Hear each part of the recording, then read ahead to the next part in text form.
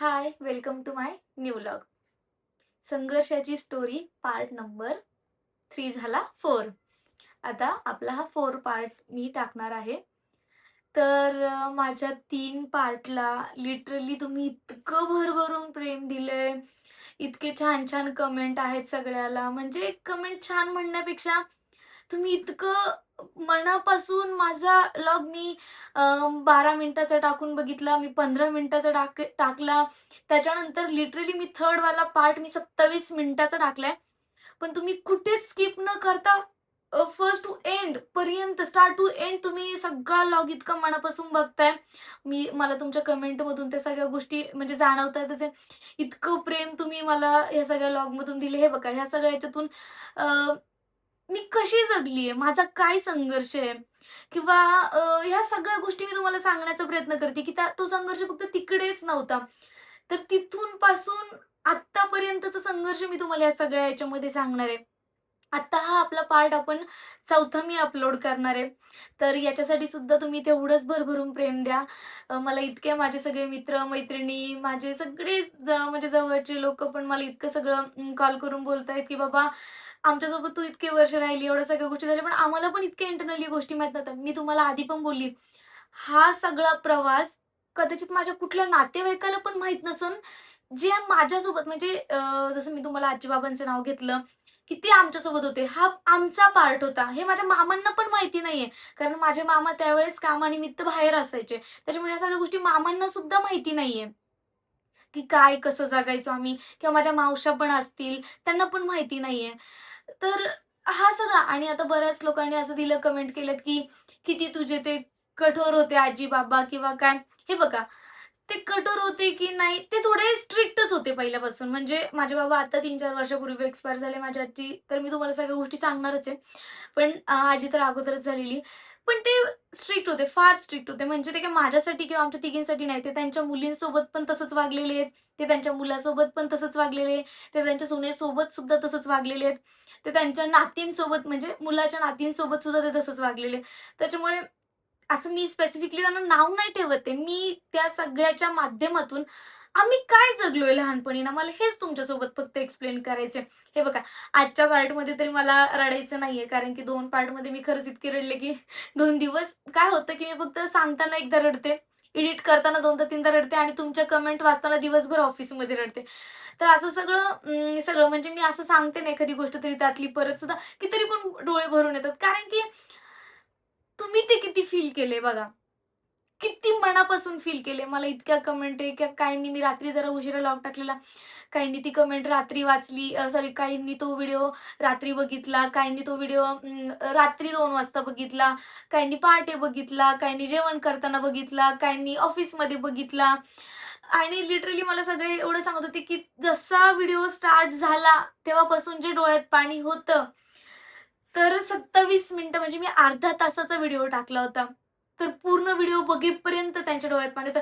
काहींनी मला Instaला मेसेज केले, की ते त्यांच्यावर आम्हाला आई-वडील आहेत, तर आम्ही कसं वागतोय. म्हणजे ना, खरंच खूप छान-छान मेसेज केले सगळ्यांनी मला आणि त्या सगळ्यांना थँक यू बोलेल मी, की तुम्ही इतकं मनापासून मला 4 नंबरचा पार्ट टाका. काही मला Instaला मेसेज करताय, काहींनी मला लाईव्हला केला, काही त्याच याच्यामध्ये करताय, काही माझे दुसरे करताना करताय.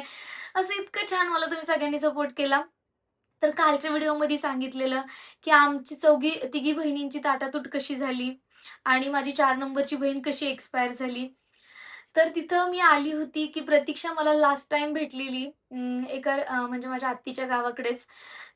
ती त्याच नातेवाईकांसोबत एकदा आली होती आणि मी पण तेव्हा मी तुम्हाला सांगितले मी आजीसोबत इकडे माझ्या आजीकडे निघून आली होती आणि माझी फक्त एकच बहीण माझ्या मामा त्यांच्याकडे राहिली होती, म्हणजे माझ्या आजी-आजोबांकडे राहिली होती. मला माहीत नाही तिची परिस्थिती तिकडे काय होती, कशी होती, ती लहान होती, तिचे काय दिवस चालले होते तिकडं. मला ह्या गोष्टीबद्दल काहीच माहिती नाही आणि ती इतकी छोटी होती त्यावेळेस, की तिला ह्या गोष्टी नाही तिला पण सांगता येते. कारण की इतकं त्यावेळेस माणसाला कळत नसतं, की आपल्यासोबत कोण चांगलं वागतंय, कोण वाईट वागतंय, काय असतं, कसं असतं. हे ती पण म्हणजे मी तिला विचारलं बऱ्याच वेळा, पण तिला ह्या गोष्टी फक्त बोलते, की "हां, ठीक आहे, हाल झाले." पण काय कसं ते तिला पण खूप छोटी होती बघा. 3-3.5 वर्षाच्या मुलाला काय कळतं आणि काय सांगता येतं. माझी नेहा, माझी लहान बहीण 3 नंबर, ती फक्त 3 ते 3.5 वर्षाची होती, जेव्हा मी इकडे निघून गेलेली आणि प्रतीक्षाला तिकडे पाठवलं होतं त्यावेळेला. आणि माझी तर शाळा पूर्णपणे मी तुम्हाला बोलली माझे 2 वर्षाचा गॅप पडलाय, 1.5-2 वर्षाचा गॅप पडलाय. आणि प्रतीक्षाला तिकडे त्या नातेवाईकांनी नेल्यावरती तिला स्कूलमध्ये त्यांनी टाकलं होतं 2nd स्टँडर्डला. तर तिची तिकडे शाळा चालू होती. सगळ्या गोष्टींच्या सोबत ती तिकडे स्कूल करत होती आणि मी माझ्या आत्तीकडे आले होते त्याच वेळेला. ती माझ्याशी तर बोललीच नाही. कारण की म्हणजे मी तर तिला ओळखलं नव्हतं यार. माझा तर काही संबंधच येत नाही तिच्याशी बोलायचा. कारण की मी तिला ओळखण्याच्या पलीकडे होते. पण ती पण माझ्याशी बोलली नाही. का? तर त्या लोकांचा तिला इतका धाक होता की कोणाशीच बोलायचं नाही. तर ती माझ्याशी त्यावेळेस बोलली नाही. तर बघा, म्हणजे जर ही ताटातूट किंवा हा जो डिस्टन्स मेंटेन झाला होता, हा जर कदाचित आत्तापर्यंत जर मेंटेन झाला असता ना, तर आम्ही तिघी बहिणींनी आम्ही एकमेकींना कधीच ओळखलं नसतं. जी तेव्हाची आमची ताटातूट झाली होती, ती आत्तापर्यंत असती, तर आज आम्ही बहिणी एकमेकींच्या नसतो. आणि त्याच्यानंतर काय झालं, प्रतीक्षा ती 1 तासासाठी, 2 तासासाठी आली होती तिकडे. ती थांबली, ती गेली, माझ्याशी बोलली नाही. ती निघून गेली त्यांच्या घरी. मला त्या लोकांचं घर माहिती नव्हतं किंवा मी इतकी छोटी होती, की मी जाऊ पण शकत नव्हते तिकडं. तर त्याच्यानंतर असं झालं, माझ्या आत्तीची जाऊ, ती सेम माझ्या मामाच्या गावची म्हणजे ती त्यांचं माहेर जे आहे, ते त्यांचं माझं मामाचं गाव आहे. तर त्या मला बोलल्या, "छकुली यायचं का तुला? मी चालली आहे तुझ्या मामाच्या गावाला." मी विचार करायला लागली, काय करू, जाऊ की नको? 3-4 महिन्याचा टाईम निघून गेला होता. आणि सगळ्या गोष्टी झाल्या होत्या. तर मग मी त्यांना बोलली, की "ठीक आहे जायचं मला" म्हणून नाही का. तर ते मला घेऊन गेले त्यांच्यासोबत आणि मला माझ्या मामाच्या घरी सोडलं. मी इतकी घाबरून तिकडे गेले, की मामा तर नाही, माझी आजी मारेल मला, बाबा मारतील मला. पण ते 3-4 महिन्याच्या पिरियडमध्ये सगळ्या गोष्टी कदाचित कुठेतरी त्या माइंडमधून किंवा ठीक आहे त्यांना कळाली असेल एक गोष्ट, की सगळे असताना खूप त्रास आहे, नसताना कमी त्रास आहे. तर त्यांनी मला असं रागवले, की "तू गेली कसं काय? हे कसं काय? तुला असं तसं ते नातेवाईक कुठे गेले होते अगोदरच्या वेळेला? सगळ्या तर पोरी इथं टाकून गेले, असं झालं, तसं झालं." मग माझी चूक होती. मी काय बोलली नाही. मी आपली अशीच गप्प बसून ऐकत होती. मग ते मला सांगायला लागले, "इकडं तू गेल्यावरती असं झालं, तसं झालं." म्हणजे असं तसं म्हणजे की ती प्रतीक्षाचं ती अशी वागायची, तशी वागायची. त्याच्यामुळे आम्ही तिला तिकडं काढून म्हणजे तुझ्या आत्तीला सांगितलं, मग आत्तीने तिकडे दिलं. आणि मी काल जे रिलेशन सांगितलं होतं, ते रिलेशन ॲक्चुअली माझ्याकडून चुकीचं सांगितलं गेलं. ते नातं असं होतं, माझ्या आत्तीच्या नंदेच्या मुलीकडे ती गेली होती. आता मी ह्या लोकांचे नावं कोण बघा, मी सगळी स्टोरी सांगणार आहे. मला कुठल्या नातेवाईकांसोबत आता आम्ही खूप मोठे झालोय. काळ तो होता, ती परिस्थिती होती, ती वेळ होती. आता आम्ही सगळे खूप स्टेबल आहे. खूप व्यवस्थित आहे आमचं सगळ्यांचं. पण ते दिवस मी विसरलेली नाहीये. मला कुठल्या नातेवाईकाचं नाव घेऊन मला कोणाशी दुश्मनी घ्यायची नाहीये. कदाचित त्यावेळेस माझ्या मनात चाललेले विचार चुकीचे असू शकतात. जे काही असेल ते असेल. पण माझ्या मनात त्यावेळेस जी चलबिचल होती, जी प्रत्येक नातेवाईकाविषयी जे झालेलं होतं ते, त्या गोष्टी तर मनात माझ्या अजून आहे. बघा कोणी सांगतंय म्हणून मी त्या गोष्टी विसरणार नाहीये. कोणी म्हणतंय ते असं होतं म्हणून विसरणार नाही. कदाचित ती चुकीची असेल, बरोबर असेल. जे व्हॉटएव्हर जे काय असेल ते असेल. तर मी मामांकडे गेली, सगळ्या गोष्टी झाल्या आणि मग त्यावेळेस ना एक असा सीन झालेला. एक त्यावेळेस एक सीन सांगते. की माझ्या मामांचं लग्न नव्हतं झालेलं. म्हणजे माझ्या मामी नव्हत्या तेव्हा ॲक्चुअली. माझी बाबा, आजी, मी, माझी सगळ्यात छोटी बहीण आम्ही चौघंच इथं राहायचो. आणि माझी 2 नंबरची मावशी आहे. म्हणजे मोठी मावशी मधली आणि माझी मम्मी सगळ्यात छोटी होती. तर माझी 2 नंबरची मावशी तिच्या घरी घरी काहीतरी प्रॉब्लेम झाला होता म्हणून ती, तिचे मिस्टर म्हणजे माझे काका आणि तिची 3 लेकरं घेऊन ती माझ्या मामाकडे आलेली. आणि तिथेच माझ्या मामाच्याच बाजूला एक रूम घेऊन रेंटनी ती तिथे राहत होती. तर म्हणजे इतकं कठीण परिस्थितीत सगळ्या गोष्टी चालल्या होत्या तेव्हा पण म्हणजे नाही का, हे बघा 2 दिवस चांगलं राहतं माणूस, 3 दिवस चांगलं राहतं, पण 4थ्या दिवशी त्याचा खरा रंग काय असतो, तो बाहेर येतोच. आणि ना तेव्हा माझी मावशी तिथे राहत होती. तर बघा जेवायला आम्ही आजीकडे असायचो, ती त्यांच्या नवऱ्याकडे, ती सगळं त्यांचं सेपरेट होतं.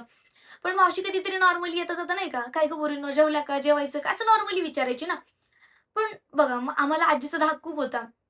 कोणीही विचारू दे, शेजारी, आजारी-पाजारी, मावशी कोणीही विचारू दे, "जेवली का?" "हां." हेच सांगायचं. तर आम्ही नॉर्मली "हां, जेवली मावशी" असं नाही का नॉर्मली सांगायचो. तर मग एक शुक्रवारचा दिवस होता. माझ्या मावशीला ना एक देवी असते त्या दिवशी ना असं उपवास होता माझ्या मावशीला. काहीतरी आंबट खायचं नसतं असं ती देवी आहे. वैभवी देवी आय थिंक सो. तर मला अजून म्हणजे माझ्या काही काही गोष्टी इतक्या बारीक बारीक लक्षात आहे ना, मी ते कधीच विसरू शकत नाही. तर मावशीची संध्याकाळची वेळ होती, मावशी देवाची पूजा करत होती, त्यांचं ते व्रत असतो ना, तर व्रत केलेला मावशीने आणि देवाची मांडणी करत होती. तर मला बोलली, "छकुली तू जेवली का?" तर मी म्हटलं, "हां." बोलती, "हाय थोडी खिचडी खायची तर खा तुला." तर मी विचार केला, हे बघा त्यावेळेस भाकरीशिवाय पर्याय नव्हता. असं नवीन काहीतरी खाणं तर हे इमॅजिनच्या बाहेर होतं. तर मावशीने जबरदस्ती मी नाही, नाही बोलली 2दा-3दा पण मावशी बोलली, "अगं खा गं, आहे उरलेलीच आहे." तर मी ती खायला घेतली आणि माझे 2-4 घास खाऊन झाले असेल. मी असा दरवाजा मागे होता. मी अशी इकडे तोंड करून, भिंतीकडे तोंड करून मी खायला बसले होते. सिंगलच रूम होती त्यांची अशी आणि माझी आजी जशी मागून आली, तिने मला बघितलं मी तिथं जेवण करतीये किंवा मी काहीतरी खातीये. तिने मला अशा अपोझिटच डायरेक्शनने जशी केस ओढत-ओढत मागे ओढून घेऊन गेली डायरेक्टली. त्या दिवसापासून मी कधीही म्हणजे ना मावशीच्या घरात लिटरली पाणी पण प्यायला कधी गेली नाही. तर असं सगळं एक-एक सीन म्हणजे बघा असे सीन तर खरंच खूप आहे. पण काही-काही माझ्या डोक्यात जे चांगले बसलेले आहेत तेच मी तुम्हाला असं जस्ट शेअर केले. त्याच्यानंतर असं खूपदा व्हायचं, की बघा आम्ही लहान होतो. आम्ही काय करायचो सकाळी स्कूलला म्हणजे बालवाडीत जायचो, दुपारी यायचो, गवऱ्या गोळा करायला जायचो. त्याच्यानंतर संध्याकाळी यायचो, जेवण वगैरे करायचो आणि संध्याकाळ झाल्यावरती आम्ही ना ते मी तुम्हाला बोलली वरती खळ्यावर 2-3च दिवस आम्हाला खेळायला भेटायचं. तर तसं आम्ही 2-3 दिवसच. ते पण आमचे बाबा इतके स्ट्रिक्ट होते. आम्हाला अजिबात इकडे-तिकडे खेळायला-बिळायला अजिबात कोणाकडे जाऊ देत नव्हते. आणि आम्ही चोरून-चोरून तिकडे-तिकडे खेळायला जायचो आणि जसं त्यांना कळेल आम्ही इकडे खेळायला गेलोय, तिकडे खेळायला इतके मार द्यायचे प्रमाणाच्या बाहेर. म्हणजे त्यावेळेस नाही जोपर्यंत बाबा होते तोपर्यंत इतकी लोकांना दहशत होती. माझ्या बाबांची इतकी दहशत होती ना तिथे, की आमच्या एवढ्या मोठ्या अंगणामधून ना एक माणूस सुद्धा भिरकत नव्हता. म्हणजे रोड होता असं, पण कोणी हिंमत पण करत नव्हतं. असा राउंड मारून त्या ग्राउंडला लोकं जायचे, पण ग्राउंडमधून जात नव्हते. का? तर आमच्या बाबांनी बघितलं तर डायरेक्ट शिव्या द्यायला सुरुवात करायचे. आमचे बाबा असे जरा स्ट्रिक्टच होते त्यावेळेला.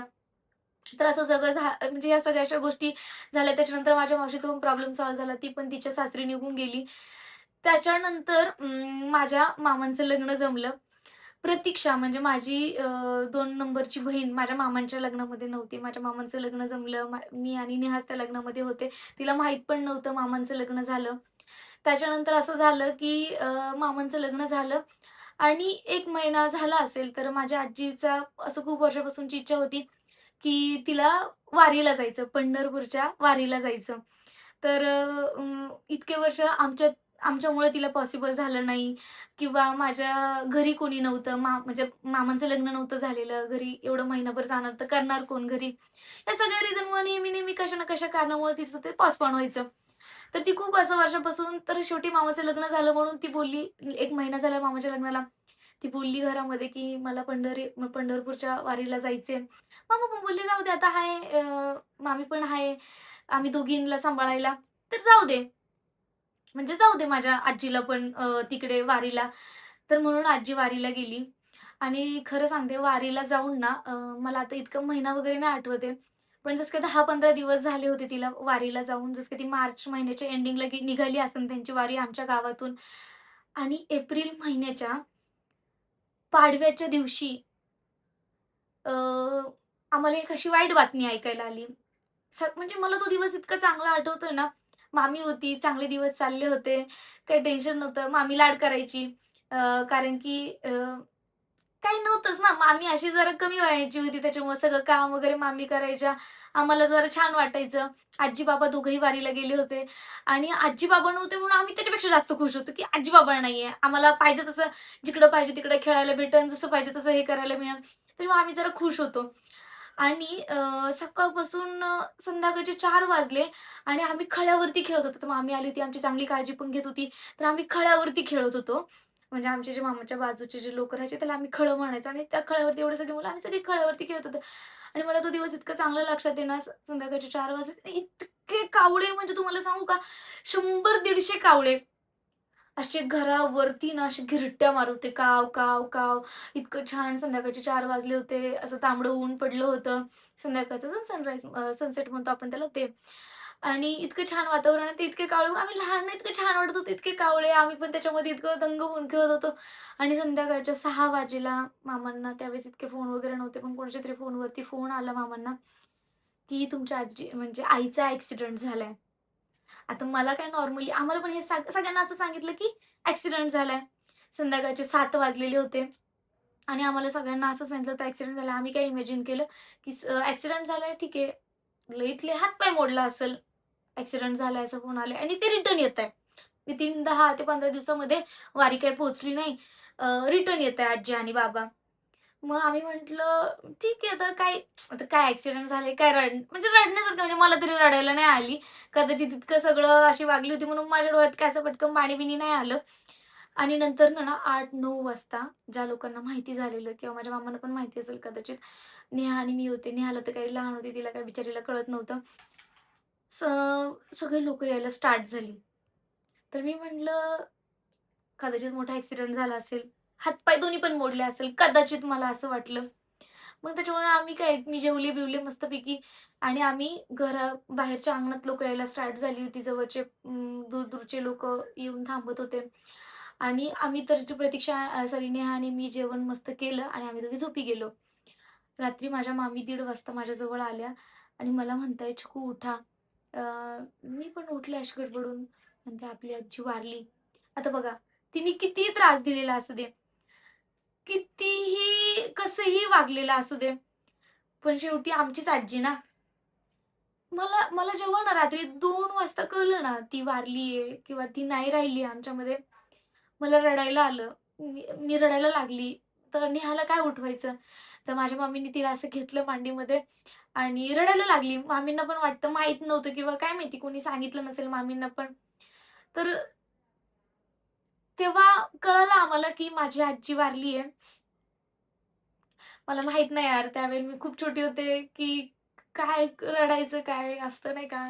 पण मी असं रडली, मी खूप रडली यार. होती तर आमची आजी, त्याच्यामुळे मला खूप रडायला आली या सगळ्या गोष्टीचं. रडली मी खूप. त्याच्यानंतर 3 वाजता रात्री माझ्या आजीची मौत आली. आम्ही सगळे इकडनं निघलो. ती डायरेक्टली आली ते अ, स्मशानभूमीवरतीच डायरेक्टली. कारण की बघा, ॲक्सिडेंट इतका खतरनाक झाला होता ना, की माझ्या आजीला 10 टायरची जी गाडी असते ना, तिने उडवलं होतं आणि जेव्हा तिच्या अंगावरून गाडी जी गेली होती ना, तिचं काहीच राहिलं नव्हतं. काहीच राहिलं नव्हतं. म्हणजे तिची बॉडी ना अक्षरशः सगळे सांगतात असं नंतरनं सांगत होते सगळे, तिचा फक्त केसाचा बुचकाच होता. बाकी तिची बॉडीचे जे पार्ट आहे ना, ते खोऱ्याने ओढून, ओढून, ओढून असं त्याची गोल गुंडाळी करून ती बॉडी आमच्यापर्यंत आली होती. हे बघा, मला वाईट नाही याच्यामध्ये काही बोलायचं. पण ती निघाली इतक्या चांगल्या कामासाठी होती, देवाच्या दर्शनाला. पण विथिन 15 दिवसामध्ये तिचा ॲक्सिडेंट झाला आणि ती बॉडी बघण्यासारखी पण नव्हती. बघण्यासारखी पण तिची बॉडी राहिलेली नव्हती. पहाटे 3 वाजता बॉडी आणली, डायरेक्ट स्मशानभूमीमध्ये नेली आणि तिथूनच ती तिकडेच तिची अंत्यविधी करण्यात आली आणि बाकी सकाळी उठून मग ते जे सावडायचा वगैरे कार्यक्रम असतो तो केला आणि जेव्हा दशक्रिया गेले मधले 10 एक दिवस असे तसे गेले आणि जेव्हा दशक्रिया आली, तर दशक्रियेला तिच्या कावळा पण शिवत नव्हता. माहीत नव्हतं आम्हाला कावळा का शिवत नाहीये, का शिवत नाहीये. तर त्याच्यामागे असं एक कारण होतं, की आजी जेव्हा वारीला निघाली ना, तर वारीमध्ये निघणार तर सोनं-नाणं कसं घेऊन जाणार ना, तर आमच्या खळ्यावरती ना तिने एक मावशी म्हणजे आम्ही तिला मावशीच म्हणतो कारण तिने तिला मुलगी मानलं होतं. तर तिचं जे सोनं काही असेल एक पांडुल असं काय काय म्हणतात त्याला पान वगैरे गळ्यातलं अ, कानातलं असेल छोटंसं. माझी मम्मी एक्सपायरीकडेच झाली होती मी तुम्हाला बोलली. तर माझ्या मम्मीचं पण असं पान होतं, तिचे 4-5 मणी होते. माहीत नाही माझ्या मम्मीचं किती सोनं आम्ही खूप लहान होतो त्याच्यामुळे ते वारलेलं. तर हे सगळं सोनं तिने तिच्याकडे ठेवलेलं आणि जोपर्यंत ती पाया पडली नाही ना, लिटरली 1 तास कावळा शिवला नव्हता. म्हणजे किती असतं ह्या गोष्टी बघा, मला ह्या गोष्टीवरती विश्वास नव्हता, पण मी त्या दिवशी ती गोष्ट बघितली. ती जेव्हा पाया पडायला गेली, कारण ही गोष्ट कोणालाच माहिती नव्हती. ना मामींना माहीत होती, ना मामाला माहिती होती. कोणालाच माहिती नव्हती. तिने मग स्वतःहून आम्हाला येऊन सांगितलं त्या मावशीने, की तुमची आई आमच्याकडे असं-असं सोनं ठेवून गेली आहे आणि मग ती पाया पडायला गेली आणि मग कावळा येऊन शिवला, की "बाबा तू माझं जे काही सोनं आहे तू माझ्या मुलाच्या हातात देऊन टाक." तर असं सगळं माझी आजी त्यावेळेला 2008 साली, माझ्या 2006 साली एकदम एंडिंगला माझे मम्मी-पप्पा एक्सपायर झाले होते. 2007 साली माझी बहीण वारली छोटी आणि त्याच्यानंतर 2008 का हां, 2008 मध्येच आय थिंक सो माझी आजी पण वारली. आणि त्याच्यानंतर ना आम्हाला लगेच एप्रिल महिन्यात माझी आजी वारली आणि लगेचच त्याच्यानंतर मला माहिती नाही बघा, मी इतकं सगळं तुम्हाला सांगतेय, पण आम्हाला हॉस्टेलला कोणी टाकलं ना, की सगळे लोकं मला कमेंट करतात, "तुमचं एज्युकेशन कुणी केलं? काय केलं?" आम्ही हॉस्टेलला गेलो त्याच्यानंतरनं.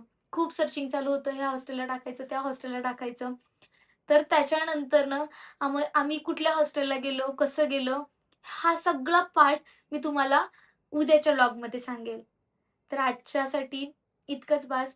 तर माझ्या या चॅनलला किंवा आपल्या या व्लॉगला लाईक करा, कमेंट पण करा आणि आपल्या चॅनलला सबस्क्राईब सुद्धा करा. तर चलो बाय बाय.